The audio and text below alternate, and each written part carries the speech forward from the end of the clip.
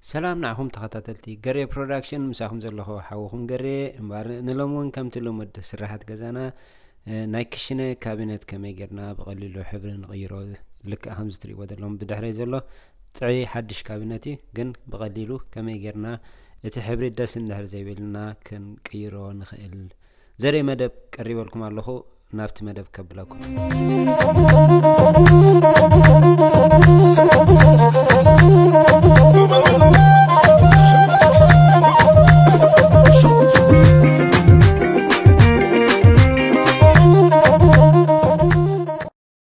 مبار كم تلمود كم تكل جزينا وربما مالتي سرحت جزانا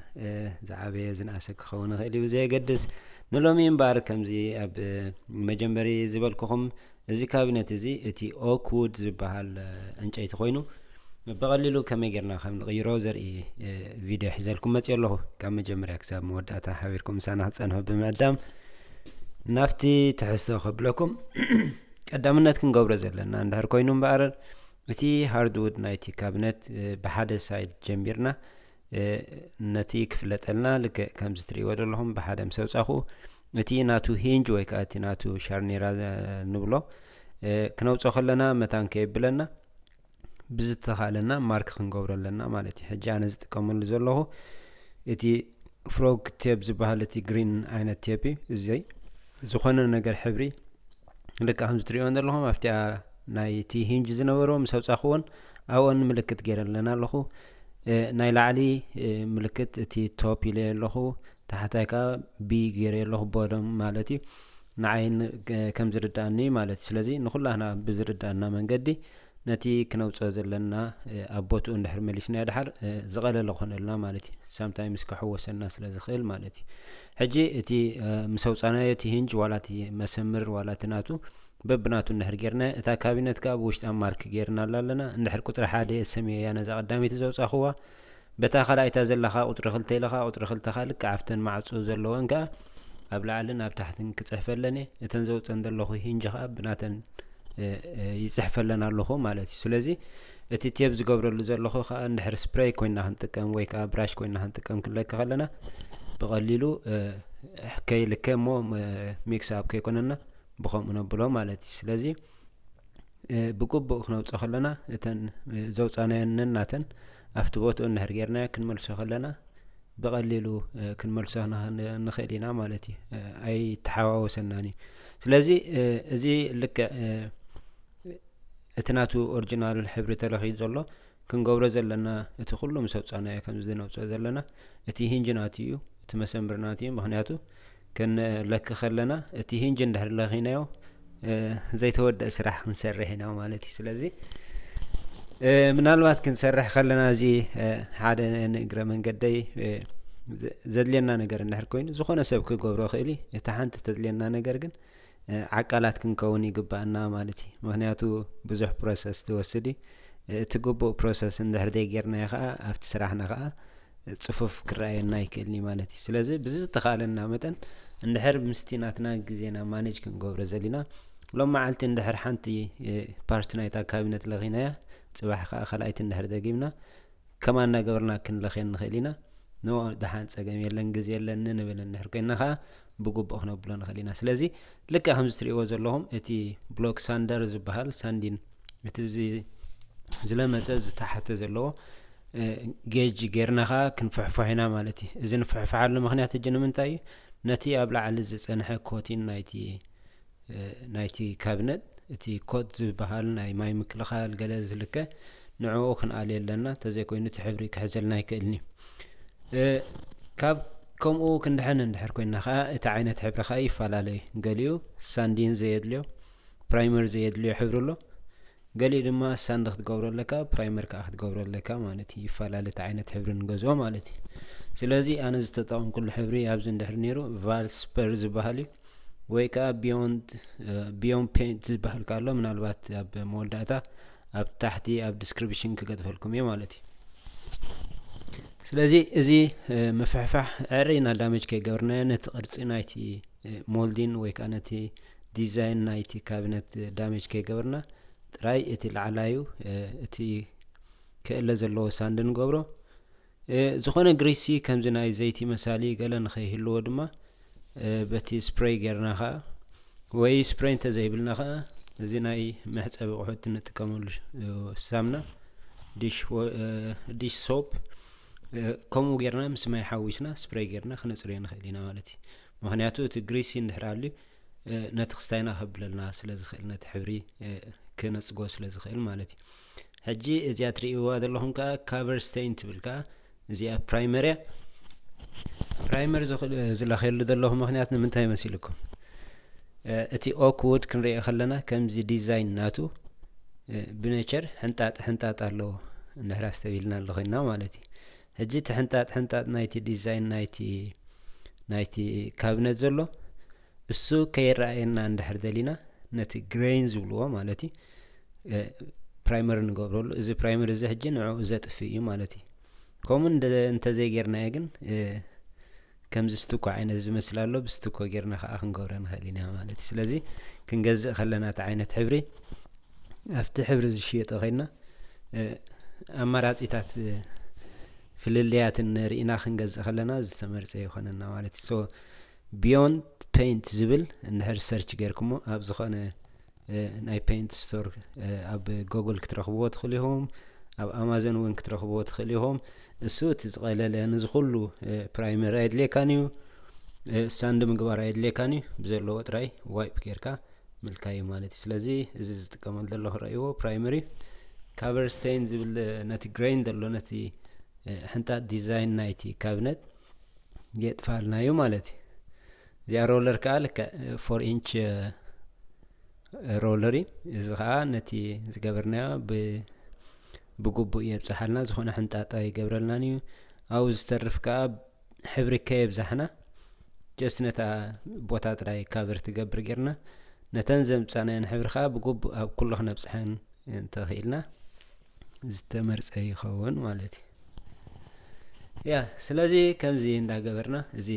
ትገብሮ ዘለኹ ፕራይመር መጠቀሚ ምክንያት ነቲ ግሬን ነቲ ሕንጣጥ ናይቲ ካብነት ንኸይርአ ማለት እዩ። ጀስት እቲ ሕብሪ ጥራይ እንድሕር ለኸዮ እቲ ግሬን ክርአ እዩ። እቲ ዲዛይን ናይቲ ዕንጨይቲ ኣሎ ማለት እዩ። ኢንስተድ ኣብ ሓደ ስሙዝ ኮይኑ ሓደ ዓይነት ሕብሪ ጥራይ ክንዲ ዝኾነልና ማለት እዩ። ስለዚ ቀዲምና በቲ ሓደ ገጽ እንድሕር ለኺናዮ እሱ ክሳብ ዝነቅጽ ከዓ እንታይ ይብል ካብ 2 ሰዓት ክሳብ 4 ሰዓት ክነህቦ ኣለና ማለት እዩ። ሓደ ግዜ ፔይንት ምስ ገበርናዮ ካብ 2 ሰዓት ክሳብ 4 ሰዓት ክነቅጽ ግዜ ክንህቦ ኣለና ማለት እዩ። ቅድሚ ካልኣይ ኮት ምልካይና ሕጂ ልክዕ ከምዚ ትሪእዎ ዘለኹም ከምዚ እናገበርኩ በቲ እንዳለኻኻ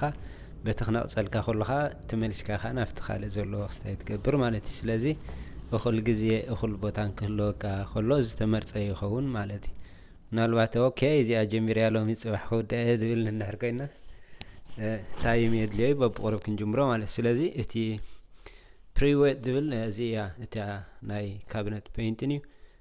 ቅድሚ ሕብሪ ምጅማርና ቁሩብ ማያ ጠልቂና እንድሕር ነቲ ሮለር ክስታይ ጌርናዮ ማያ ትርኪስና ነቲ ብላዕሊ ዝፀንሕ ከም ዝጡጥ መሳሊ ኣሎ ንዑ ብኢድና ጌርና ዋይፕ እንድሕር ጌርና የለየልናዮ ማለት እዩ። ስለዚ ክንጅምር ከለና እዚኣ ትሪእዋ ዘለኹም ኖርማል ሃንድ ብራሽ እተን ዘድልያና ኤጅ ብግቡእ ምስ ለኸናዮ ኣብቲ ኣንጎሎታት ወይ ኣብቲ ዲዛይን ዝኾነ ሕብሪ ክተርፈና ከም ዘይብሉ ቅድም ፅቡቅ ጌርና ከምዚ ናብ ኩሉ ክባፃሕ ንገብሮ ማለት እዩ። ብድሕሪኡ እቲ ሮለር ዘሎ ከዓ ናብ ኩሉ ስሙዝ ገይሩ ንኩሉ ከብፃሓልና ስለ ዝኽእል ብከምዚ እንዳገበርና ክንለኸዮ ንኽእል ኢና ማለት እዩ። ኖ ቱልስ ንሕና ብዙሕ ከድልየና ይኽእል እዩ ወይ መሳርሒ ኣለና እንድሕር ንብል ኮይና ከዓ ብስፕሬይ ኣሎ፣ ስፕሬይ ማሽን ስፕሬይ ጋን ኣሎ። እቲ ኖርማል ብኤሌክትሪክ ዝሰርሕ ኣሎ ወይ ከዓ ብኮምፕረሰር እውን ዝሰርሕ ኣሎ ማለት እዩ። ምናልባት ስፕሬይ ክንጥቀም ከለና ብዙሕ ቦታ ካቨር ክንገብሮ ኣለና ምክንያቱ እቲ ናቱ ዳስት ናብ ኩሉ ክባፃሕ ስለ ዝኽእል ብግቡእ ካቨር ምግባር ከድልየና እዩ። ነቲ ንለኸየሉ ቦታ ድዩ ወይ ኣብ ከባቢኡ ዘሎ ብግቡእ ክንሽፍኖ ኣለና። እዚኣ ሮለር ግን ደሰይም እቲ ሕብሪ ምስቲ ሮል ክንገብሮ ከለና እቲ ሕብሪ ባዕሉ ናይ ኣጃስት ናይ ምዃን ክስታይ ዘለዎ እዩ ማለት እዩ። እቲ ብራሽ ናይ ዝገበርናዮ ሳይርአኒ ስሙዝ ዝኸውን ምስለኽናዮ ማለት እዩ ስለዚ ከምዚ እናገበርና ንኹሉ ነቲ ዘድልየና ቦታ ንለኽዮ ማለት እዩ ስለዚ ኣብቲ ፍልልያት ሕብሪ ከንቲ ዓይነት ሕብሪ ኣሎ እንድሕር ኢልና ከዓ ብዙሕ ዓይነት ሕብሪ ዘሎ እቲ ፍላት ኣሎ እቲ ሳጥን ኣሎ እቲ ግሎስ ወይ ከዓ ሰሚ ግሎስ እቲ ሃይ ግሎስ ዘለዎ ከዓ ኣሎ ማለት እዩ ኣብዚ ተጠቒመሉ ዘሎ ከዓነ እቲ ሳጥን ማእከላይ ክስታይ ዘለዎ ማለት እዩ ፍላት እንድሕር ተጠቒምና እውን ከምኡ ኣብ መወዳእታ ዘድልየና እቲ ኮቲን ዝበሃል ወይ ከዓ ከምዚ ናይ ቪናብል ዝመስል ኮላ እዩ ብላዕሊ ይልከ እሱ ከዓ ካብ ምንታይ ፕሪቨንት ይገብረልና ካብ ፒል ናይ ምዃን ናይ ከይሕንጠጥ ወይ ከይልቀቕ እቲ ክስታዩ ማለት እዩ ስለዚ እቲ ሳጥን ከዓ እቲ ዋይፕ ዝኸውን ብኖርማሊ ማይ ክሕፀብ ዝኽእል ወይ ከዓ ክንውልሎ ንኽእል ዓይነት ሕብሪ እዩ ማለት እዩ ስለዚ ከምዚ እንዳገበርና ኩሉ እቲ ዘድልየና ዓይነት ቦታ ክልከ ዘለዎ ንለኽዮ ማለት እዩ ሕጂ ከምዚ ኣብ መንጎ እንታይ እዩ እቲ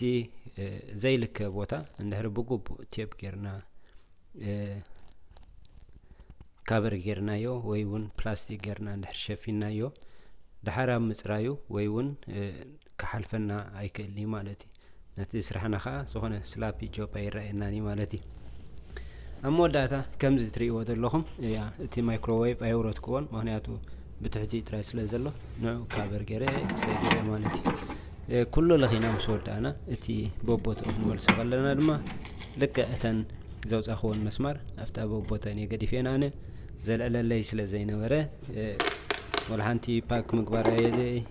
ኣድላይ ይነበረን ማለት እዩ ከምኡ እንድሕር ኮይኑ ግን ኣብ ጎማ ክንእትዎ ተመርፀ ይኸውን ንኸይጠፋና ሕጂ ልክዕ በተን መሰረት ማርክ ዝገበርክዎን ሪኢኹም 14 ኣብቲ ካቢነት ፅሒፈ ነይረ 14 ከዓ ልክዕ ኣብታ ሂንጅ ዝተቐመጠ ኣብ ውሽጢ ከዓ ፅሒፈ ኣለኹ ማለት እዩ እዚአን ክልተ ሂንጅ ስለ ዘለዋ ነናተን ሓንቲ ላዕሊ ሓንቲ ታሕቲ ኢለ ፅሒፈለን 14 ላዕሊ 14 ታሕቲ ሕጂ 14 ቶፕ 14 ቢ ከበሮም ማለት እዩ ልክዕ ኣብዚ ሂንጅ እውን ኣብኡ እውን ከምኡ ፅሒፈሉ ኣለኹ በቲ ድሕሪት ማለት እዩ እዚ ንምንታይ ይሕግዘና እንድሕር ኢልና ዝኾነ ምድንጋር ክስታይ እንድሕር ተሓዊስና ክንዳናገር ኣይንኽእል ኢና ነነተን ቦቦተን ክነትወን ብቐሊሉ ነትወን ማለት እዩ ኣጃስትመንት ሽዑ ብዙሕ ኣጃስት ዝግበር የብልናን ከምኡ ኣብቲ መንደቕ ድማ ልክዕ ከምዚ ትሪእዎ ዘለኹም እቲ ኤክስትራ ዝወፀኒ ሕብሪ ክልከ ስለ ዝነበረ እቲ ቦታ ካቢነት ወዲና ምስ ኣበልና ከዓ ሕብርና ንለኽዮ ከምዚ ጌርና ማለት እዩ ኣብ መወዳእታ ፅብቕቲ ምልክዕቲ ሓደ ዓይነት ካቢነት ክንሱ ከምዚ ዓይነት ይመፀልና ማለት እዩ ስለዚ ዝኾነ ዓይነት ፈርኒቸር ዘለና ኣብ ገዛና እንድሕር ሕብሩ ደስ ዘይበለና ኣብ ክንዲ ምጉሓፍ ወይ ምስንዳው ሕብሪ ክንቅይሮ ከም ንኽእል ኣሚንና ኩላትና ብዝከኣለና ኣብ ገዛና እቲ ንደልዮ ዓይነት ሕብሪ ክንለኪ ከም ንኽእል ኣሚንና ሎሚ ንጠቐመሉ ማለት እዩ ስለዚ ብሓፈሻ ዝኾነ ሓሳብ ርእቶ ዘለኩም ገሬ ፕሮዳክሽን ስራዓት ገዛና ኩሉ ግዜ ዘቕርቦ መደብ እዩ ኩሉ ካባኹም ዝፅበዮ ነገር እንድሕር ኣልዩ ከዓ ምትብባዕኹም ሼር ሳብስክራይብ ላይክ ብምግባር እዚኣ ካባኹም ዝሓተያ ኣነ ድማ ኩሉ እቲ ዝፈልጦን እቲ ዘለኒ ናባኹም ከቕርቦ ከዓ በዚ መንገዲ ገልፀልኩም ፈቱ ኣብ ቀጻሊ ብኻልእ ስራሕ ክሳብ ዝመጻኩም ሰላም ወሰናይ ወብ ዘለና ባላ ተኽለፍ ዳዕለፍ ወዳ ጀሚረ ድሮ እስከዘበና ግበሮ ሰናይ ክኸውን ጣዕሚ መዓር ክፈስስ ጠስሚ ባህገይ ንዕኒ ሎሚ ባህገይ ዝቋደሰላ ጭንቀይ ዘተንፍሰላ ረባ እያ ዘላ